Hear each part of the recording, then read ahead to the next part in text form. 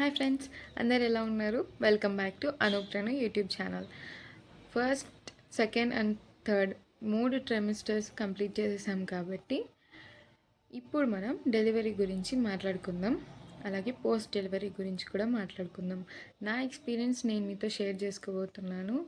ఎవరైతే ఇంకా డెలివరీకి దగ్గరలో ఉన్నారో వాళ్ళు తప్పకుండా నా వీడియో అయితే చూడండి. నేను మిమ్మల్ని భయపెట్టడానికి ఏం చెప్పట్లేదు, జరిగింది మాత్రమే చెప్తున్నాను. So let's get started. So ఎవరైతే 9th మంత్లో ఉన్నారో ఆ మదర్స్ అందరికీ ఆల్ ది బెస్ట్. సూన్ మీ బేబీని మీరు కలుసుకోబోతున్నారు. అలా నేను 9 months కంప్లీట్ చేసుకున్నాను. అంటే నా డేట్ వచ్చేసి ఎవ్రీ మంత్ నేను డాక్టర్ని కన్సల్ట్ అయిన డేట్ అయితే 17th. అలా Jan 17th 2025 నేను డాక్టర్ దగ్గరికి వెళ్ళాలని వాళ్ళు ముందే చెప్పారు. సో నేను ఆ డేట్లో డాక్టర్ని కలవడం జరిగింది. యాక్చువల్గా బేబీ మూమెంట్స్ అనేవి కొంచెం తక్కువగా ఉన్నాయనిపించే నేను వాళ్ళకి వెళ్ళి చెప్పాను. తక్కువ ఉన్నాయని చెప్పి ఇంకా డెలివరీ టైం దగ్గరలో ఉంది, బేబీ మూమెంట్స్ ఎందుకు లేవు అని చెప్పి వాళ్ళు నన్ను అయితే అడ్మిట్ చేసుకున్నారు. నన్ను అడ్మిట్ చేసుకోవడానికి యాక్చువల్లీ నేను గవర్నమెంట్ హాస్పిటల్ అయితే చూపించుకున్నానండి. సో ఇంకక్కడ చాలా లేట్ అయితే అయింది. పొద్దున వెళ్తే రాత్రికి కానీ వాళ్ళు అడ్మిట్ చేసుకోలేదు. రాత్రి 9:15 9:20 ఆ టైంకి అయితే నన్ను అడ్మిట్ చేసుకున్నారు. అక్కడ చూస్తున్నాం గవర్నమెంట్ హాస్పిటల్ ఎలా ఉంటుందంటే అందరూ పక్కనే ఉంటారనమాట. పేషెంట్స్ ఒక 11-12 మెంబర్స్ పేషెంట్స్ అందరూ అలా ఒకే దగ్గర ఉంటారు. అలా చూస్తున్నాం, బేబీస్ పుడుతున్నారు. యాక్చువల్లీ ఒక బేబీ అయితే చనిపోవడం కూడా నా కళ్ళ ముందరే జరిగింది. ఇంకా మదర్ అయితే అలాగే పడిపోయారు, తన స్పృహలో కూడా లేదు. సో అడ్మిట్ అయ్యే టైంలో ఇలాంటివన్నీ చూస్తే నిజంగానే భయం వేస్తుంది. మీరు ఎవరైనా డెలివరీ అవుతుంటే దయచేసి అటువైపు చూడకండి. చూస్తే నిజంగానే మీకు ఇంకా కొంచెం టెన్షన్, స్ట్రెస్ పెరిగిపోతుంది. నేను చూసినా కూడా భయపడకూడదని అనుకున్నా, కానీ నేనైతే చూడకోకుండా ఉంటేనే బెటర్. ఎంతైనా మన టైం వచ్చింది, ఇప్పుడు చూస్తే మళ్ళీ ఏం ప్రాబ్లమ్స్ వస్తాయని నేనైతే చూడలేదు. చాలా డెలివరీస్ అయినాయండి నా ముందరే. బాబు పాప అంటూ ఒక్కొక్కరు పుడుతున్నారు. నాకు టైం వచ్చేసింది అని చెప్పి. సో ఆ రోజు నేను అడ్మిట్ అయినప్పుడు రేపు సాయంత్రంకంతా అంతా అయిపోతుంది, హ్యాపీగా అయిపోతుంది అని చెప్పి చాలామంది, ఎంతమంది డాక్టర్స్ వచ్చి చెక్ చేశారు తెలుసా నన్ను. అందరూ అదే మాటే చెప్పారు, హ్యాపీగా డెలివరీ అయిపోతుంది, నో ప్రాబ్లం, ఈ అమ్మాయికి ఏం ప్రాబ్లం లేదు అని. సో వాళ్ళైతే నాకు వాళ్ళ ట్రీట్మెంట్ అయితే స్టార్ట్ చేశారండి. ఒక బల్బ్ అయితే ఇన్సర్ట్ చేస్తారు నొప్పులు రావడానికి. ఆ బల్బ్ ఎప్పుడైతే కిందికి పడిపోతుందో అప్పుడు నొప్పులు అనేవి వస్తాయని చెప్పి ఆ బల్బ్ పెట్టించుకోవడం చాలా అంటే చాలా కష్టమనే చెప్పుకోవాలి. మన బేబీ బర్త్ ఎక్కడైతే ఉంటుందో అక్కడ వాళ్ళ బల్బ్ని అనేది ఇన్సర్ట్ చేస్తారు. మనకు మాత్రం, నాకైతే నేను ఆ రోజు చచ్చిపోయినానని అనిపించింది. నిజంగా బ్యాక్ పెయిన్ మాత్రం భరించలేనంత వచ్చిందండి. ఈ 9 months ఎట్లుందో కానీ ఆ ఒక్క నైట్ కంటిన్యూగా లిటరల్గా నేను ఏడుస్తూనే ఉన్నా. బాధ కూడా కాదు, కంపల్సరీగా కన్నీళ్ళు పెట్టుకొని మరి ఏడుస్తున్నా. నా వల్ల అస్సలు కాలేదు తట్టుకోవడము. ఎంతసేపు భరించానంటే నైట్ అంతా 9:20కి స్టార్ట్ చేసినారు వాళ్ళు, పెట్టినారు 9:30కి అయిపోయింది. సో ఇంకా ఆ రోజు నైట్ అంతా నా పని అయితే అయిపోయింది, బ్యాక్ పెయిన్ భరించలేక. అది ఎట్లుంటుందంటే నిలబడలేం, కూర్చోలేం, పడుకోలేం. మాటికి వాష్రూమ్కి వెళ్ళాను, యూరిన్ వస్తూ ఉంటే. ఆ రోజు మాత్రం ఇప్పటికి కూడా డెలివరీ వార్డ్ చూస్తేనే భయం వేస్తుంది నాకు. అదే రోజే గుర్తొస్తుందండి, చాలా భయం వేస్తుంది. కానీ అయిపోయింది, అనుకోవడానికైతే లేదు, అయిపోయింది. గడిచిపోయిన రోజులు బాగుంటాయి అన్నీ అని అనుకోవడానికి లేదు. ఆ రోజు ఎంత ఇబ్బంది పడ్డాను. ఎంతమంది ఉన్నా కానీ కన్నతల్లి లేకపోతే ఓదార్చడానికి, తోడు చేయబట్టుకొని నిలబడడానికి ఎవరుంటారు చెప్పండి. సీరియస్గా ఆ రోజు మాత్రం నా లైఫ్లో నేను ఇప్పటికీ మర్చిపోలేను. నేను ముసలిదాన్ని అయినా కూడా నేను మర్చిపోలేను. చాలా అంటే చాలా ఇబ్బంది పడ్డానండి. అంత బాధపడ్డాను, అంత ఏడ్చాను. ఆ నైట్ అంతా అలాగే ఏడుస్తూ ఉన్నాను. నా వల్ల కావట్లేదని ఒక్క అడుగు వేసుకుంటూ మళ్ళీ వెళ్ళి నాకు ఎక్కడైతే ట్రీట్మెంట్ ఇచ్చారో అదే బెడ్ మీద పడుకున్నాను. ఇప్పుడే ఇలా అంటే ఎలా అమ్మ, నీకు ఇప్పుడే కదా ట్రీట్మెంట్ చేసింది, అది బలపడే వరకు మేము కూడా ఏం చేసేకి లేదు అని వాళ్ళైతే చెప్పారు. ఇంకా నేను మళ్ళీ వెళ్ళి అక్కడే పడుకున్నాను. నొప్పులైతే అస్సలు పడుకోనివ్వదు. వాళ్ళు నన్ను లేనిరు, వాష్రూమ్కి అయితే అస్సలు వెళ్ళినిరు. ఆ టైంలో బేబీ బయటకు వచ్చేస్తే మళ్ళీ మాకు రిస్క్ అమ్మా అని చెప్పేసి పోనివ్వలేదు. పైకి లేస్తున్నాను. వాళ్ళు సెలైన్ పెట్టే స్టాండ్స్ ఉంటాయి కదా, సెలైన్ బాటిల్స్ తగిలించడానికి, ఆ స్టాండ్ తగిలించుకుంటున్నాను. నేను వేసుకెళ్ళాను, వైట్ సారీ వేసుకెళ్ళాను నేను. ఆ రోజు మొత్తం బ్లడ్ అయిపోయింది. ఏమైనా తిందామంటే కూడా నోట్లోకి కూడా వెళ్ళింది లేదు. ఇడ్లీ తిన్నా కూడా వామిటింగ్ అయిపోయింది. ఇంకా అలాగే డ్రెస్ చేంజ్ చేసేసుకొని ఆ డ్రెస్ అక్కడే పారేశాను. నిజంగా అండి, అది మాత్రం ఒక ఘోరం అనుకునే చెప్పాలి. ఎంత టార్చర్ అనిపించిందో ఆ రోజు మాత్రం. ఇప్పుడు కూడా తలుచుకుంటుంటే నాకు నిజంగానే భయం వేస్తుంది. ఎందుకు ఎందుకు ఇంత కష్టం పెడుతున్నారు? అయినా కానీ నేను అట్లనే తట్టుకొనే ఉన్నాను. బేబీ ఉమెన్స్ కరెక్ట్గా ఉన్నాయా లేదా అని ప్రతి అరగంటకు ఒకసారి చెక్ చేస్తూనే ఉన్నారు. నైట్ అంతా కూడా ఏడుస్తూనే ఉన్నాను. అందరికీ ఇలా జరుగుతుందని లేదు. నాకు ఎలా అయితే ట్రీట్మెంట్ చేశారు, ఇంకొక అమ్మాయికి అలాగే చేశారు. అమ్మాయి మాత్రం రాత్రంతా హ్యాపీగా పడుకుంది. ఆ అమ్మాయికి తెల్లారుజాము కాడ కొడుకు కూడా పుట్టినాడు, పెయిన్స్ వచ్చేసి. నాకు కూడా అలాగే జరిగిపోతుందిలే అని ఆశగా నేను వెయిట్ చేస్తున్నాను. బట్ నాకు అలా జరగలేదు. పొద్దున్న కాదు కదా, మధ్యాహ్నం కాదు కదా, ఆ రోజంతా గడిచిపోయినా కూడా ఏమీ జరగలేదు. ఇంకా అట్లే తట్టుకొని చివరికి డాక్టర్ మళ్ళీ ఎందుకు ఇంకా డెలివరీ అవ్వలేదు అని డాక్టర్ మళ్ళీ హ్యాండ్తో చెక్ చేసినప్పుడు అప్పుడు ఆ బల్బ్ అనేది బయటికి పడిపోయింది. ఇంకా బల్బ్తో ఏం యూజ్ లేకుండా పోయింది. రియల్గా యాక్చువల్లీ అక్కడ వేరే అమ్మాయి ఉండేది. అమ్మాయిని అడిగింటి, ఇలా బల్బ్ పెడతానన్నారు, అదేమైనా పెయిన్ఫుల్ ఉంటుందా అంటే, అమ్మాయి జెల్ పెడతారు, అది పెట్టేటప్పుడు నొప్పి ఉంటుంది, తర్వాత ఏముండదు అనిండా. సో కామనే అనుకున్నా. కానీ ఆ బల్బ్ పెట్టించుకోవడం మాత్రం సీరియస్గా చాలా ఇబ్బంది. నొప్పులు వచ్చే వరకు వెళ్ళొద్దు హాస్పిటల్కి అని చాలామంది అంటారు. కానీ టైం వచ్చినప్పుడు వెళ్ళాల్సిందే, తప్పదు. ఇప్పుడు డాక్టర్ చెప్పిన డేట్ ఒకటి ఉంటుంది. నీ కడుపులో ఏమైనా ఇబ్బంది ఉంటే నువ్వు పోకపోతే నీ బిడ్డకి ఏమైనా అయితే లైఫ్ లాంగ్ నిన్ను నువ్వు బ్లేమ్ చేసుకోవాలి. దాని బదులు వెళ్ళడమే బెటర్. అస్సలు నెగ్లెక్ట్ అయితే అస్సలు చేయొద్దు. బేబీ కదులుతుందా లేదా, నీకు కళ్ళు తిరుగుతున్నాయా, ఓపిక ఉందా లేదా, నడుస్తున్నావా లేదా, నీరసం అనిపిస్తుందా, కడుపు నొప్పులు వస్తున్నాయా, ఇవన్నీ గమనించుకుంటుండాలా. డెఫినెట్గా ఓ మనిషి అయితే పక్కనైతే ఉండాల. 9 మంత్స్ అయిన వాళ్ళకే కాదు, అంతకు ముందు నుంచే కూడా ఉండాలి. 9 మంత్స్లో మాత్రం కనిపెట్టుకొని ఉండడానికి ఓ మనిషి అయితే పక్కనే ఉండాలి. మళ్ళీ next day morning 18th Jan, ఆ మార్నింగ్ కూడా నైట్ అంతా ఘోరంగా కొద్దిసేపు అండి, ఒక్క నిమిషం కూడా ప్రశాంతంగా లేనంటే మీరే ఆలోచించుకోండి ఎంత పెయిన్ అనుభవించినానో. చెప్పడానికి మా అమ్మ కూడా లేదు నాకు ఆ టైంలో. నిజంగా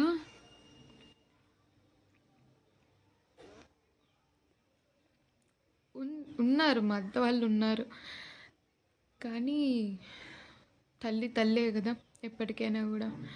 ఆ రోజు మా అమ్మ లేదని నేను చాలా ఫీల్ అయ్యాను. సో నెక్స్ట్ డే అయింది 18th Jan. ఆ రోజు మార్నింగ్ ఏమైనా తిందామంటే కూడా అప్పుడు కూడా ఇబ్బందిగానే ఉండింది. చెక్ చేస్తూనే ఉన్నారు. కానీ నా వల్ల అయితే కావట్లేదు. అలాగే భరిస్తూనే ఉన్నాను, వెయిట్ చేస్తూనే ఉన్నాను. నేనేమీ తినలేదు. నేనేమీ తినకపోవడంతో లోపల బిడ్డ కదలికలు అనేవి ఎక్కువ అయిపోయినాయి. ఆ రోజు కూడా గడిచిపోయింది. నెక్స్ట్ 19th మార్నింగ్ అయింది. అప్పుడు మార్నింగ్ 8 o'clock అలా చెక్ చేసినప్పుడు బేబీ మూమెంట్స్ అనేవి చాలా ఇర్రెగ్యులర్గా విపరీతంగా ఉంటున్నాయి, డిఫరెంట్గా ఉంటున్నాయి అని చెప్పేసి ఎమర్జెన్సీ సిజరీన్ అనేది చేశారు. నేనైతే యాక్సెప్ట్ చేయలేదు. నేను ఉంటాను. 17th నైట్ నుంచే ఉన్నాను నేను. ఇంక కొద్దిసేపు ఉండలేనా అని చెప్పి నేను ఉంటానని ఉన్నాను. లేదు బేబీకి ఏమైనా ఇబ్బంది అవుతుందేమో అని చెప్పేసి వాళ్ళు సిజరీన్ అయితే చేశారు. నేను ఇబ్బంది నేను అప్పుడు ఇంకా బస్ట్ అవుట్ అయిపోయాను. ఇంత నొప్పి భరించినా కూడా ఎందుకు నార్మల్ డెలివరీ అవ్వలేదు. నాతో పాటు వచ్చిన వాళ్ళందరికీ నా ముందరే డెలివరీ అయిపోయింది. యాక్చువల్గా ఒక అమ్మాయి అయితే జస్ట్ హాస్పిటల్కి వచ్చింది, పెయిన్స్ వచ్చినాయని అట్లే బిడ్డ పుట్టేసింది ఆ అమ్మాయికి. నాకెందుకు ఇంత ఇబ్బంది పెట్టినాడో అని నేను చాలా ఫీల్ అయ్యాను. సో 19th మార్నింగ్ 8 తర్వాతనే వాళ్ళు నన్ను ఇంకా ఓటీకి అయితే తీసుకెళ్ళి ఎక్స్పర్ట్స్ ఉన్న డాక్టర్ వాళ్ళు ఆల్రెడీ రెడీగా ఉన్నారు. మా కాస్ట్యూమ్ అంతా రిమూవ్ చేసేసి జస్ట్ హాస్పిటల్ వాళ్ళు వేస్తారు కదండి పేషెంట్స్కి, అలాంటిది ఒకటి వేసి నాకు వెన్నెముకకైతే సూదేశారండి. ముందే నేను కూర్చోలేక నిలవలేకుంటే వాళ్ళని ఇలా ఒంగోబెట్టి ఆ సూదేసేసరికి ప్రాణం పోయింది. అది కూడా సరిగా తగల 2 times ట్రై చేసింది, సరిగ్గా తగల. 3rd time వేసేసి వెంటనే పడుకో అనేసారు. ఇంకా కొద్దిగా నంబవుతూ వచ్చేసింది బాడీ అంతా. ఇంకా అంతా మత్తు అయితే వచ్చేసింది బాడీకి అంతా. కొద్దిగా చేతి మీద ట్యాప్ చేస్తూ టెస్ట్ చేస్తున్నారు స్పర్శ ఉందా లేదా. స్పర్శ పూర్తిగా కోల్పోయిన తర్వాతనే, మత్తు పూర్తిగా ఎక్కిన తర్వాత అప్పుడు హ్యాపీగా నన్ను మాట్లాడించుకుంటా నా కడుపు అయితే కోసేసి ఓయ్ పాప పుట్టింది అని చెప్పారు. సో ఇంకా నేను డాక్టర్స్తో అలాగే మాట్లాడాను. మా అమ్మ రీసెంట్గానే చనిపోయిందండి, ఇప్పుడు మళ్ళీ నాకు పాప పుట్టింది అని అన్నాను. ఇక్కడ ఈ హాస్పిటల్లోనే చనిపోయింది.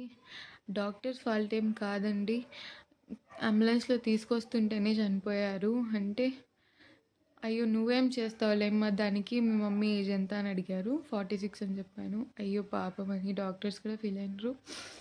నా బేబీ పుట్టగానే తీసుకెళ్ళి మా పెద్ద బావ వైఫ్ అంటే మా అక్క చేతిలోకి ఇచ్చారు.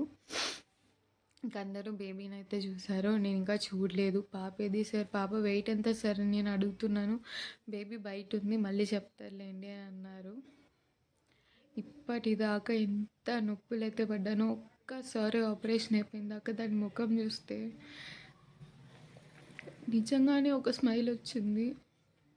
సీరియస్గా చాలామంది చెప్తుంటారు కదా, నొప్పులు ఎన్ని పడ్డాను బిడ్డ ముఖం చూస్తేనే అదంతా పోయిందని. సీరియస్గా నాకు కూడా అలాగే అనిపించింది.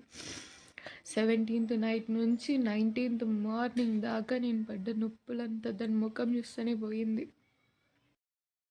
ఆపరేషన్ అయింది కాబట్టి నేను అస్సలు కదిలే పొజిషన్లో లేను.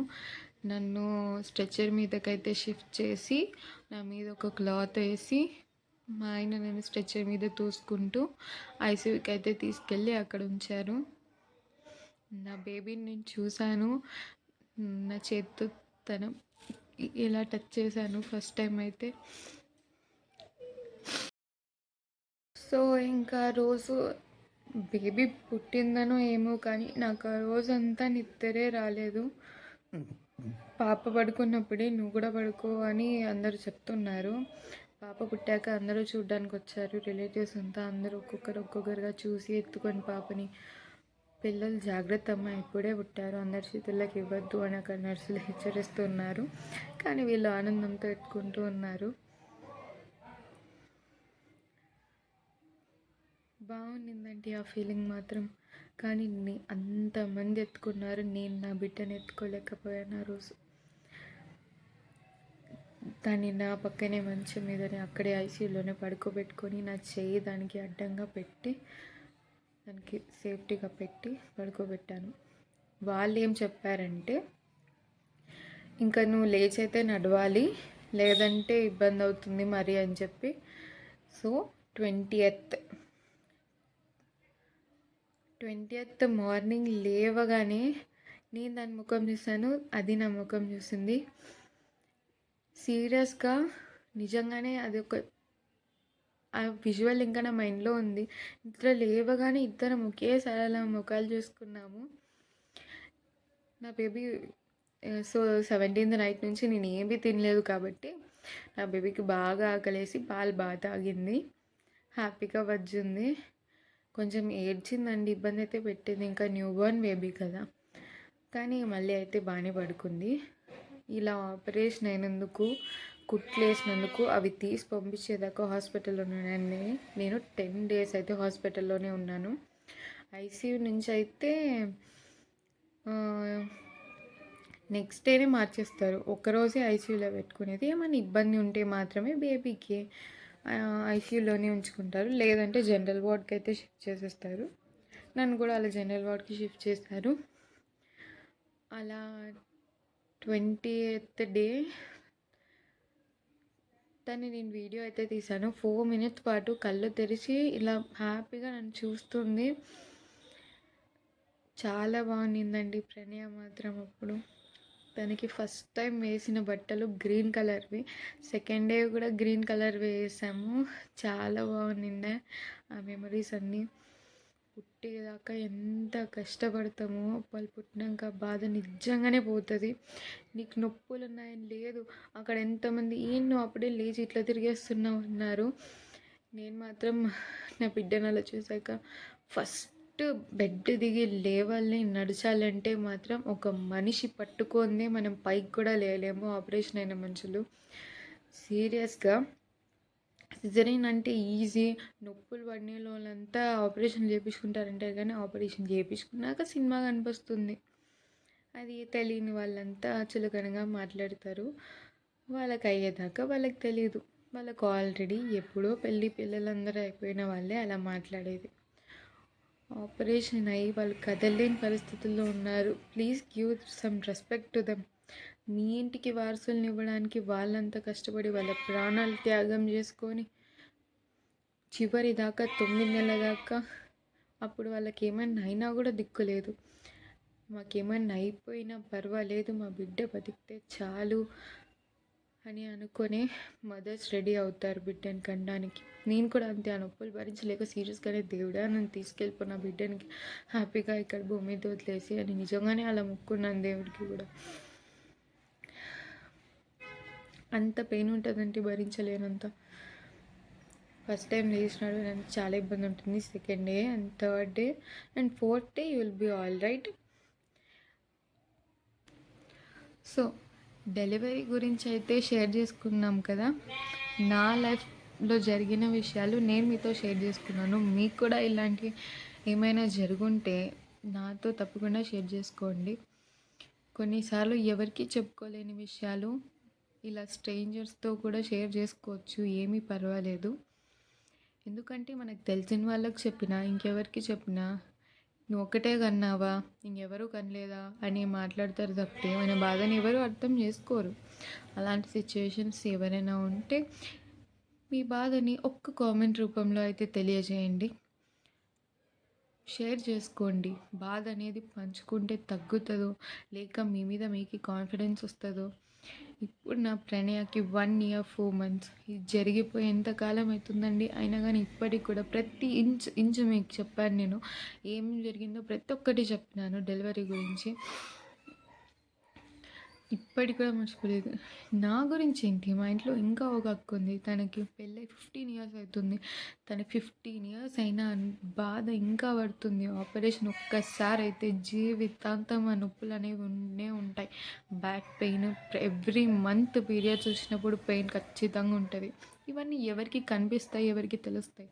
పైకయ్యే గాయాలే మేలండి. దీనికంటే పైకైనా గాయాలకి అబ్బో అబ్బో అని అందరూ వచ్చి చూస్తారు, కానీ ఇలా లోపల ఉండే బాధలకి మామూలేనమ్మా, తప్పదమ్మా, నువ్వు ఒకటే నాకు అనేది అని మాట్లాడతారు. సో అలాంటి వాళ్ళకి మీరు అసలు చెప్పాల్సిన అవసరం కూడా లేదు. మీ లైఫ్, మీ బిడ్డ, మీరు కన్నారు, మీకు వాళ్ళ మీద హక్కు ఉంటుంది. మీరేమన్నా చేసుకోవాలి అంతే. మీ బిడ్డ మీ ఇష్టం, అలాగే ఉండండి. So this is about delivery. Delivery తర్వాత ఏమేమి కావాలి, డెలివరీ తర్వాత బిడ్డకు కానీ మీకు కానీ ఏమేమి ఉపయోగపడతాయి, ఏమేమి ఎసెన్షియల్ థింగ్స్ ఉంటాయి హాస్పిటల్లో మీరు యూస్ చేసుకోవడానికి కానీ ఇంట్లో చేయాల్సినవి కానీ నేను అవి కూడా షేర్ చేసుకుంటాను, కానీ నెక్స్ట్ వీడియోలో.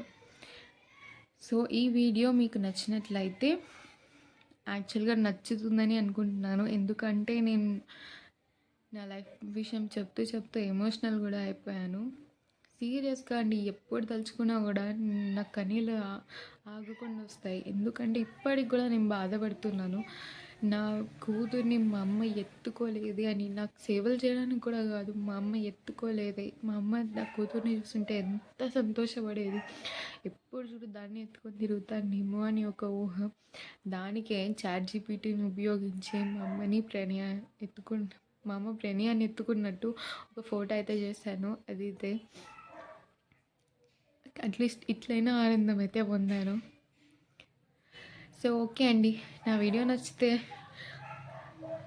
ఒక లైక్, ఒక సబ్స్క్రిప్షన్, ఒక కామెంట్, ఒక చిన్న స్మైల్. నేను ఇదంతా షేర్ చేసుకుంది నా ఎక్స్పీరియన్స్ మీతో షేర్ చేసుకున్నా, మిమ్మల్ని భయపెట్టడానికి కాదు, కంగారు పెట్టడానికి కాదు. 9 months హ్యాపీగా కంప్లీట్ చేశారు. మీరు గట్టిగా ఫిక్స్ అయిపోయి ఉండాలి, నార్మల్ అయినా సిజరీన్ అయినా ఏమైనా నేను భరిస్తాను అని అనుకుంటేనే మీరు ధైర్యంగా హాస్పిటల్కి అయితే వెళ్ళగలరు. మీరు టెన్షన్ పడినా, బీపీ పెంచుకున్న, తినకపోయినా బేబీకి ఇబ్బంది. కాబట్టి ప్రశాంతంగా తినండి. మీరు తినకపోతే మీ ఇంట్లో వాళ్ళు మీకు ఎవరో ఒకరు తినిపించేలాగన్నా చేసుకోండి. Please take care of you and your baby. అక్కడ పుట్టేది బేబీ మాత్రమే కాదు, నువ్వు కూడా.